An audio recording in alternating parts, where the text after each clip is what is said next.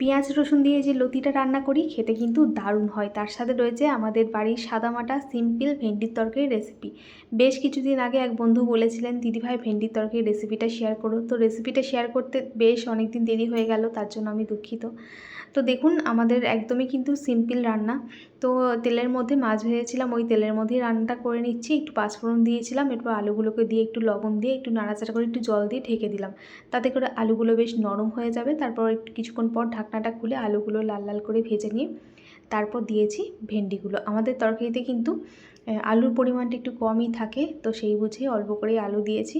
আলুটাকে ভেজে নেওয়ার পর ভেন্ডিটাকে দিয়ে ভেন্ডিটাও আলুর সাথে কিছুক্ষণ ভেজে নিই। তারপরে যে মশলাগুলো দিয়ে দিচ্ছি। আমাদের বাড়িতে ভেন্ডির তরকারি একদম নিরামিষ করে রান্না করা হয়। ওই তো আদা বাটা, জিরে গুঁড়ো, হলুদ গুঁড়ো, কাঁচা লঙ্কা বাটা এসব দিয়েই কিন্তু রান্না করা হয়।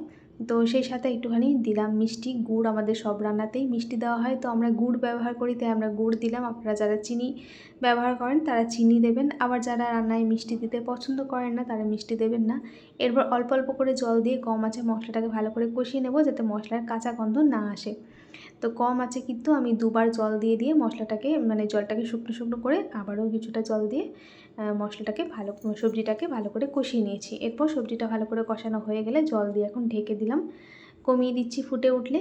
এই যে সবজি আলু সমস্ত সেদ্ধ হয়ে গেছে। এখন আলুগুলোকে একটুখানি খুন্তি দিয়ে ভেঙে ভেঙে দেবো, যাতে তরকারিটা বেশ মাখা মাখা হয়ে যায়। ব্যাস এইভাবে একটু কয়েকটা আলু ভেঙে একটু নাড়াচাড়া করে মিশিয়ে নিলেই তৈরি হয়ে গেছে আমাদের একদম সাদা সাপটা সিম্পল ভেন্ডির তরকারি রেসিপি। তো সেই বন্ধু অনেকবার বলেছিলেন, দিদিভাই রেসিপিটা শেয়ার করো, তাই রেসিপিটা শেয়ার করলাম। আপনি যদি ভিডিওটা দেখেন একটু কমেন্ট করে জানাবেন যে রেসিপিটা কেমন লাগলো।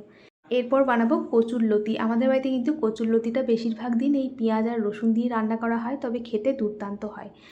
একদম অল্প উপকরণের মধ্যে যে রান্না করি সে তুলনায় খেতে খুব ভালো হয়। তো এই যে এখানে প্রায় 1 কিলোর মতো কচুরলতি আছে। লতিটাকে তো একবার গরম জলে একবার ভালো করে ভাপিয়ে জলটা ফেলে দিয়ে তারপর ঠান্ডা জল দিয়ে লতিগুলোকে ধুয়ে একটা সাইডে রেখে দিয়েছি। এরপর তেলের মধ্যে কালো জিরে ফোড়ন দিয়ে পেঁয়াজ কুচিটাকে ভেজে নিচ্ছি।